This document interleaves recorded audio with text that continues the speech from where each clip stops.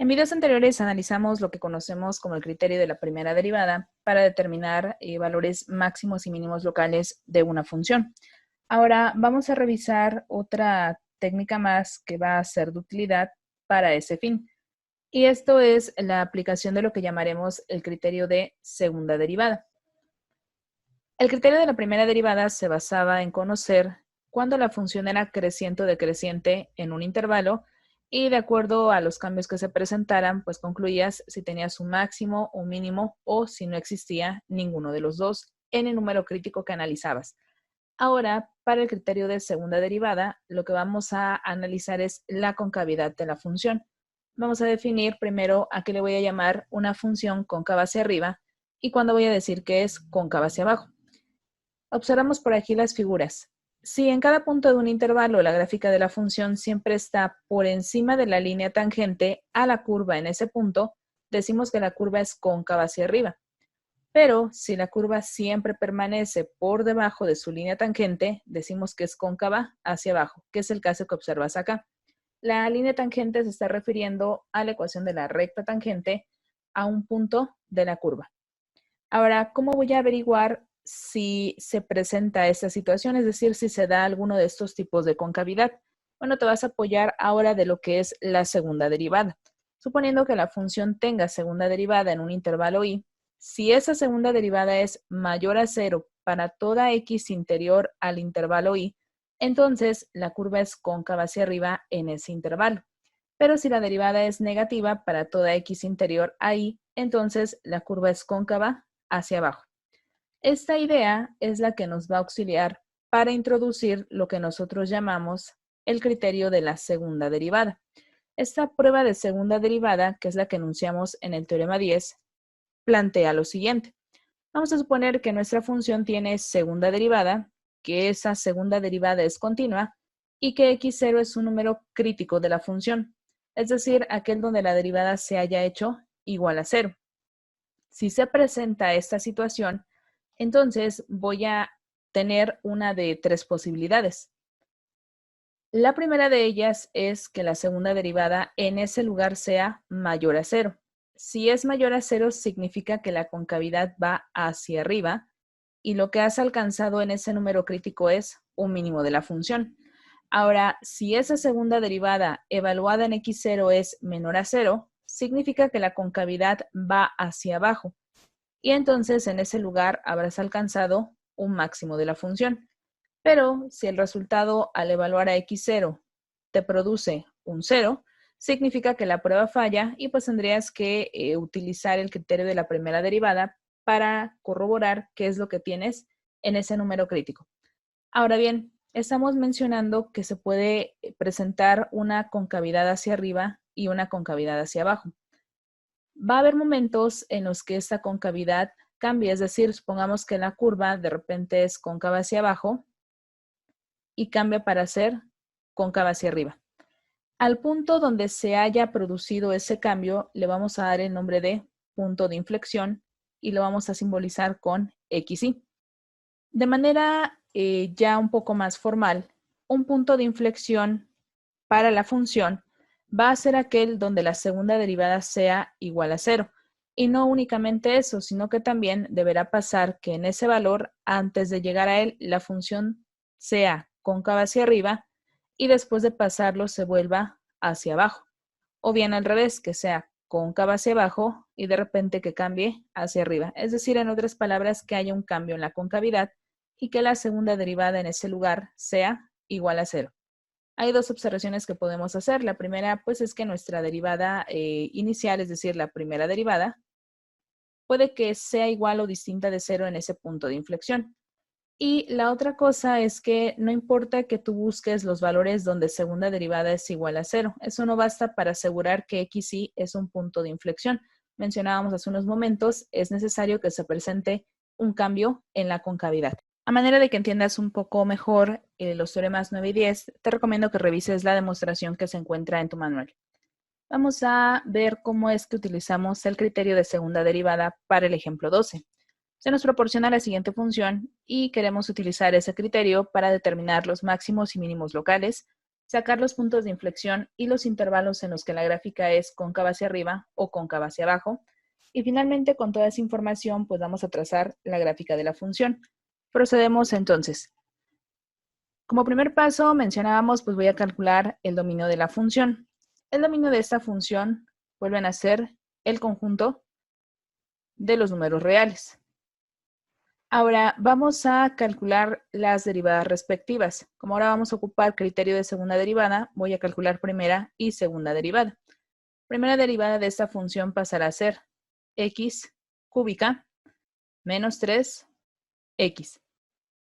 Segunda derivada es 3x cuadrada menos 3. Ahora vamos a determinar los números críticos de la función. Y para ello voy a tomar a mi primera derivada, x cúbica menos 3x, y voy a proceder a igualarla con 0. Factorizo con el término común que es x y obtengo x cuadrada menos 3 igual a 0. Es decir, x es igual a 0, o bien x es igual a raíz de 3, o x es igual a menos raíz de 3. Ahora bien, ya tienes a los números críticos y ahora vamos a averiguar qué es lo que se tiene en cada uno de esos valores. Por lo tanto, tomo al primer número crítico, vamos a empezar del menor al mayor, aquí sería menos raíz de 3. Y voy a analizar cuál es el signo de la derivada cuando yo sustituyo ese valor en esta de acá. Hago segunda derivada evaluada en menos raíz de 3 y obtengo menos raíz de 3, que al cuadrado será 3 por 3, 9, menos 3, 6. El signo fue positivo, significa que hay una concavidad hacia arriba. Y si la concavidad es hacia arriba, significa que se alcanza un mínimo local. Ahora hay que conocer específicamente cuál es la posición de ese mínimo local. Y para ello, pues voy a tomar a la función original y en ella voy a sustituir a menos raíz de 3. Obtendremos entonces menos raíz de 3 que elevado a la cuarta pasarán a ser 9 cuartos, menos raíz de 3 que al cuadrado pasará a ser 3 por 3, 9 y obtenemos 9 medios. 9 medios en términos de cuartos pasarán a ser 18 cuartos, así que 9 cuartos menos 18 cuartos pasarán a ser menos 9 cuartos. Es decir, que este mínimo local se va a localizar en la coordenada menos raíz de 3, menos 9 cuartos. Continuamos haciendo el análisis. Vamos ahora a calcular qué pasa cuando x toma el valor de 0. Nuevamente toma tu segunda derivada y sustituye a 0 y obtendrás como resultado menos 3. Ahora, como el signo fue negativo, significa que la concavidad va hacia abajo y de acuerdo al teorema que analizamos, pues esto es un máximo local. ¿Cuál es su posición exacta? Bueno, sustituye en la función original a ese 0 y obtendrás como resultado 0. Así que se localiza en la coordenada 0,0. Vamos a ver qué sucede con raíz de 3. Tomo a raíz de 3 y la sustituyo en la segunda derivada de mi función. Al hacer operaciones obtengo como resultado 3, que por 3 se hace 9, y menos 3, que será 6. Nuevamente cantidad de signo positivo y nuevamente vuelves a presentar un mínimo local. Ahora, ¿dónde se localiza ese mínimo local? Bueno, toma a raíz de 3 y sustitúyelo en la función original. De hecho, si tú haces la sustitución, vas a obtener exactamente el mismo resultado de acá, es decir, menos 9 cuartos. Y por lo tanto, ese mínimo local se localiza en la coordenada raíz de 3, menos 9 cuartos. Y ya tenemos los resultados para los números críticos de esta función. Ahora, como ya tengo a los números críticos y ya sé qué cosa se presenta en cada uno de ellos, voy a continuar con la siguiente parte del problema. Quiero determinar los puntos de inflexión y los intervalos donde la gráfica es cóncava hacia arriba o cóncava hacia abajo. Para ello me voy a apoyar de la segunda derivada. De acuerdo con lo que comentamos, mencionamos que para poder encontrar los intervalos donde la función es cóncava hacia arriba o cóncava hacia abajo, pues sería de utilidad conocer los posibles puntos de inflexión, puntos que se van a obtener cuando a la segunda derivada se le iguale con 0. Voy a despejar a x y a averiguar cuáles son los valores que producen ese resultado. Hago entonces el despeje y x cuadrada se hace igual a 1. Y por lo tanto, x vale 1 o x vale menos 1. Ya que el dominio de la función fue el conjunto de los números reales, lo que vamos a hacer es particionar ese intervalo mediante estos posibles puntos de inflexión. Hacemos intervalo que va de menos infinito a menos 1, de menos 1 a 1 y de 1 a infinito. Y ya tenemos esos intervalos. Similar a lo que hicimos en el video anterior, voy a tomar valores de prueba, los voy a sustituir en segunda derivada, analizar el signo y determinar cómo es la concavidad. Por ejemplo, para el primer intervalo que va de menos infinito a menos 1, voy a tomar, por ejemplo, a menos 2. Toma tu segunda derivada y sustituye ese valor para revisar cuál es el signo. A operaciones y obtengo 3 por menos 2 al cuadrado menos 3, pero menos 2 al cuadrado es 4, por 3 es 12, y 12 menos 3 pasa a ser 9. Cantidad positiva. La concavidad va hacia arriba. Siguiente intervalo podría tomar, por ejemplo, el 0. Procedo a sustituir en mi segunda derivada y obtengo como resultado 3 que por 0 al cuadrado es 0, menos 3, menos 3. Cantidad negativa, concavidad hacia abajo. Último intervalo, de 1 a infinito, podrías tomar, por ejemplo, ahora 2 positivo. Hacemos la sustitución en segunda derivada y obtenemos 3 por 2 al cuadrado, que es 4, por 3 es 12, y menos 3 pasará a ser nuevamente 9. Signo positivo, concavidad hacia arriba. Ahora, para verificar que en efecto los valores que obtuviste, es decir, x igual a 1 y x igual a menos 1, son puntos de inflexión, lo que vamos a hacer es verificar qué pasa alrededor de ese valor. Por ejemplo, cuando yo me voy aproximando a menos 1, la concavidad va hacia arriba. Llego a ese valor y la concavidad cambia hacia abajo.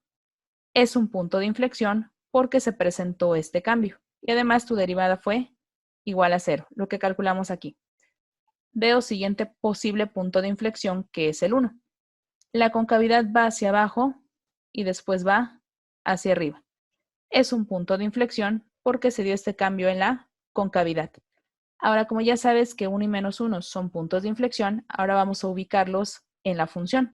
Para ello tomamos a la función original, f de x, que será igual a 1/4 de x cuarta, y todo esto menos 3 medios de x cuadrada.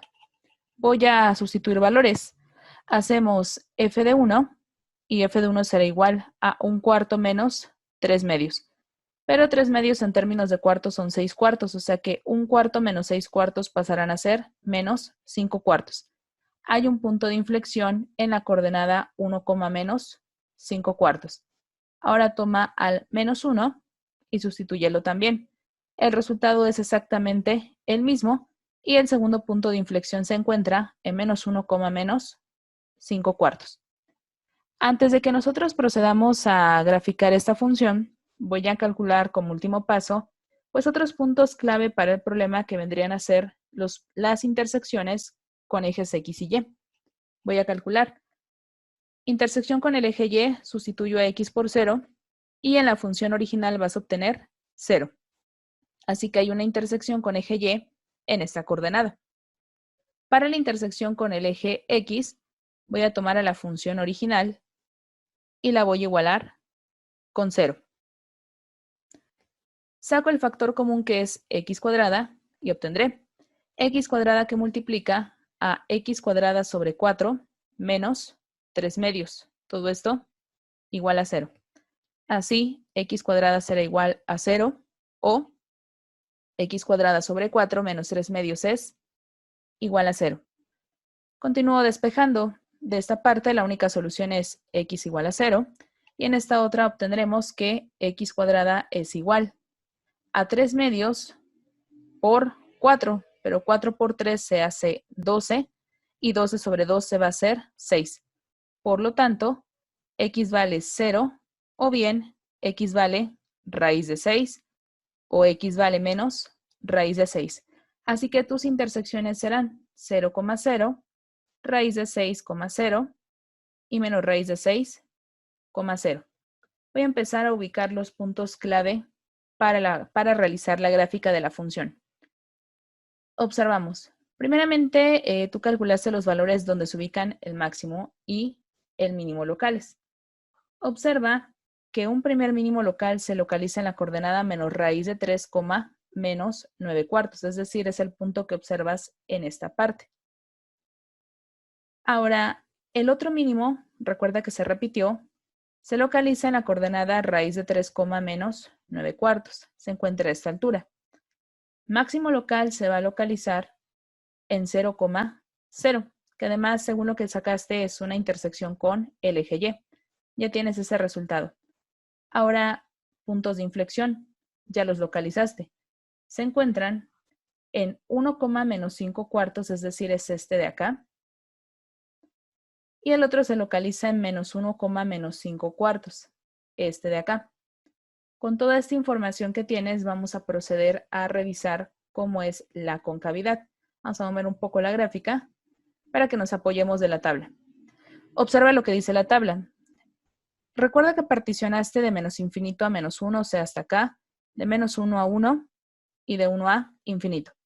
En el intervalo que va de menos infinito a menos 1, tu función es cóncava hacia arriba. Voy a colocar las intersecciones con eje X para guiarme un poco mejor. Aquí tienes la de menos raíz de 6,0 y aquí tienes la de raíz de 6,0 y la que tenemos en el origen que ya estaba contemplada. Como en ese primer intervalo la concavidad va hacia arriba, significa que tu función deberá abrir de esta manera. Viene desde infinito, corta en primera intersección, alcanzamos mínimo local y subimos. Esta es la primera parte de nuestra función. La siguiente debe ser cóncava hacia abajo. La vamos a dibujar. Para la concavidad hacia abajo, a lo largo de ese intervalo observa que se alcanza el máximo local, por lo que entonces la curva sube, alcanza su máximo local y desciende hasta el siguiente punto de inflexión. De ahí que digamos que la concavidad va hacia abajo. Y finalmente, te va a interesar el intervalo de 1 a infinito. ¿Cómo es la concavidad? La concavidad va hacia arriba. Por lo tanto, pasamos por mínimo local y subimos hasta alcanzar intersección con el eje X. De manera que tu función se representa de esta manera. Como puedes observar, el criterio de segunda derivada ofrece un poquito más de información de la que lo hace el criterio de primera derivada y es más claro cómo debe ser la forma de la función. Por este video es todo. En el siguiente vamos a analizar otro ejemplo de aplicación de este criterio de segunda derivada para realizar gráficas de funciones.